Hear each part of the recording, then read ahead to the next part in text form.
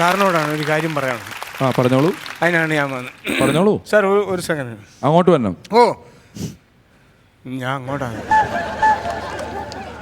എന്താണ്? നല്ല ചെരുപ്പ്, താങ്ക് യു. നല്ല pant, thank you very much. വില കൂടിയ വാച്ച്, താങ്ക് യു. നല്ല ഷർട്ട്. Thank you. ഞങ്ങളെപ്പോലുള്ള പാവങ്ങളുടെ കഥ വിറ്റിട്ടാണ് ഇതൊക്കെ വാങ്ങിച്ചിട്ടെന്ന് കൊച്ചിനറിയാവോ? അറിയത്തില്ലല്ലോ. കഴിഞ്ഞ ദിവസം വിടുന്ന ഒരു സിറ്റ് ഡൗൺ കോമഡി പറഞ്ഞില്ലേ? Stand up comedy. Sit down comedy. Stand up comedy. അതിവിടെ പിള്ളേർ വന്ന് നിന്ന് പറയുന്നത്. നിങ്ങളവിടെ ഇരുന്നല്ലേ പറയുന്നത്? Sit down comedy. അതെ, ഞാൻ പറയാറുണ്ട്. അത് ഒരു കഴിഞ്ഞ പ്രാവശ്യം നല്ല ഇഷ്ടം പോലെ പറയാറുണ്ട്. അത് എന്നെ പോലുള്ള ഒരാൾ എൻ്റെ കഥ തന്നെയാണ് പറഞ്ഞത്. അയ്യോ, ഞാൻ അങ്ങനെ ആരുടെയും വ്യക്തിപരമായിട്ട് എനിക്ക് പരിചയമില്ലാത്ത ആൾക്കാരുടെ കഥകളൊന്നും പറയാറില്ല. ഒരിക്കലും നമ്മൾ തമ്മിൽ ഒരു പരിചയമില്ലല്ലോ. ഞാൻ എൻ്റെ സുഹൃത്തുക്കള്, ഞാനത് പറയുന്നതിൽ വളരെ സന്തോഷമുള്ളവര്, എന്നോട് പറഞ്ഞതിൽ വളരെ സന്തോഷം എന്ന് പറയുന്നവരുടെ കാര്യം മാത്രം ഞാൻ പറയാറുള്ളൂ. അല്ലാത്തത് ഒരിക്കലും വിശ്വസിക്കാൻ പറ്റാത്ത നുണക്കഥയായിരിക്കും. നിങ്ങളുടെ കഥയൊന്നും ഞാൻ പറഞ്ഞിട്ടില്ല.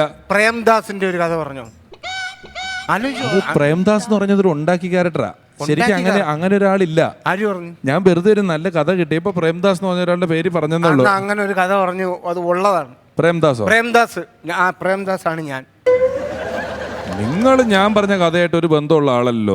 ഞാൻ പറഞ്ഞ കഥ പോലത്തെ ആളെ അല്ല നിങ്ങൾ എന്ത് കഥയാ പറഞ്ഞു? ഞാൻ പറഞ്ഞ കഥയിലെ പ്രേംദാസ് എങ്ങനെയാണ്? അയാൾ ഒരു നല്ല മനുഷ്യനാണ്, കുടുംബം നോക്കുന്നവനാണ്, പണിക്ക് പോകുന്നവനാണ്, കൃത്യമായിട്ട് 5 മണിക്ക് ജോലി കഴിഞ്ഞ് 6 മണിക്ക് വീട്ടിലെത്തുന്നവനാണ്. എന്നാ പിന്നെ അങ്ങനെയുള്ള ഒരാളല്ല ഞാൻ കുടുംബവും നോക്കത്തില്ല, കള്ളു കുടിക്കുകയും ചെയ്യും, വീട്ടിലും കയറത്തില്ല, വീട്ടിൽ വരുത്തുമില്ല. അങ്ങനെയുള്ള എന്നെ കുറിച്ച് ഇങ്ങനൊരു കഥ പറഞ്ഞാൽ നാട്ടുകാർ തെറ്റിദ്ധരിക്കത്തില്ലേ?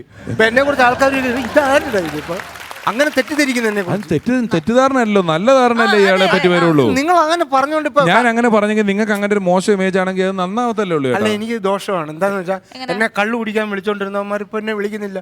ഞാൻ നന്നായെന്നും പറഞ്ഞ് എന്നെ വിളിക്കുന്നില്ല. അതുകൊണ്ട് ഞാൻ പറഞ്ഞ അപ്പൊ അങ്ങനെ അപകീർത്തികരമായ ഒരാളെ പറയരുത്.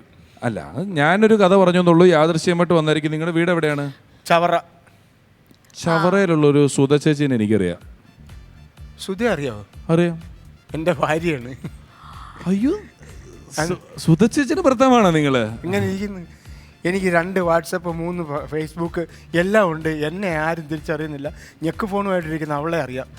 അപ്പോൾ അല്ല, ഞങ്ങളുടെ നാട്ടിൽ നിന്നാണ് സുധ ചേച്ചിനെ അങ്ങോട്ട് കെട്ടിക്കൊണ്ട് പോയിരിക്കുന്നത്. എനിക്ക് നല്ല പരിചയമാണ്. പുള്ളിക്കാരത്തി ഇടയ്ക്ക് വിളിച്ച് പറയും, നിങ്ങൾ കുടുംബം നോക്കാതെ നടക്കുന്നതിന്റെ അലമ്പാണ്, സങ്കടമാണെന്നൊക്കെ എന്നോട് പുള്ളിക്കാരത്തി പറയാറുണ്ട്. അവളങ്ങനെ പറയും. അവളുടെ സ്വഭാവം നിങ്ങൾക്ക് അറിയാൻ മേലത്തുണ്ട്. ഞാൻ ഗൾഫിൽ പോയിട്ട് തിരിച്ചു വന്നപ്പോൾ പാത്രം വെച്ച് എന്നെ മോന്തയ്ക്ക് എറിഞ്ഞോളാം അവള്. ഒരിക്കലും സുധ ചേച്ചി അങ്ങനെ ചെയ്യത്തില്ല. ഒരു പ്രവാസ ജീവിതം കഴിഞ്ഞ് വരുമ്പോൾ നിങ്ങളെ പാത്രം വെച്ച് എറിയുന്ന ഒരാളല്ല സുധ ചേച്ചി. പ്രവാസികളോട് എങ്ങനെയാ പെരുമാറുന്നുള്ള കാര്യം നിങ്ങൾക്ക് അറിയാലോ. മറ്റുള്ളവരൊക്കെ എത്ര സ്നേഹപൂർവ്വമാണ്. ഞാൻ പോയിട്ട് വന്നപ്പോൾ അവളങ്ങനെ എറിഞ്ഞെന്ന്. എന്നാ നിങ്ങൾ ഗൾഫിൽ പോയത്? ഞാൻ 2011 ഡിസംബർ 31 പോയി. 11 ഗൾഫിൽ പോയതാണ്. എന്നാ വന്ന? 2012 വന്നത്. 2012 ജനുവരി 2 ഒരു ദിവസം നിന്ന് താനാണോ പ്രവാസി? അല്ല, ഒരു ദിവസം നിന്നാ പ്രവാസി ആവത്തില്ലേ? അങ്ങനെ സ്വർണം പണയം വെച്ച് പോയി വന്ന ആരായാലും പാത്രം വെച്ച് നിങ്ങൾക്ക് എറിയും.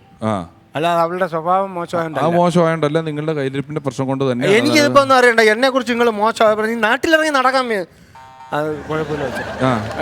നാട്ടിലിറങ്ങി നടക്കാൻ നിങ്ങളൊരു കാര്യം, ഇനി സത്യം ചെയ്തില്ലെങ്കിൽ ഞാൻ ഇവിടെ ഇറങ്ങി പോകും. എന്ത് സത്യം ചെയ്യാനായിട്ട്? ഇനി ഇങ്ങനെ പ്രേംദാസിനെ കുറിച്ച് ഒരു കള്ളം, ഇങ്ങനെ ഒരു കഥ പറയത്തില്ലെന്നുള്ള സത്യം ചെയ്തില്ലെങ്കിൽ, ഞാൻ കഥ പറഞ്ഞില്ലെങ്കിൽ പരിപാടി എങ്ങനെ മുന്നോട്ട് പോകും? അത് പറ്റത്തില്ല. സത്യം ചെയ്തില്ലെങ്കിൽ ഈ ഇവിടെ കഥ പറയാനുള്ള പരിപാടി നടക്കണം. ബലം പിടിക്കരുത്. ബലം പിടിക്കല്ലേ? ബലം പിടിക്കുക. എന്റെ ബലത്തിന് അടുത്ത് എണീറ്റോ.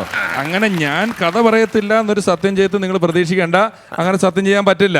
സത്യം ചെയ്തില്ലേ ഞാൻ ഇവിടെ ഇറങ്ങത്തില്ല. അല്ല, സത്യം പ്ലീസ്. നിങ്ങളെല്ലാം കൊച്ചെ സിനിമയിലേക്ക് അഭിനയിക്കുന്നൊന്ന് പറ പ്ലീസ്.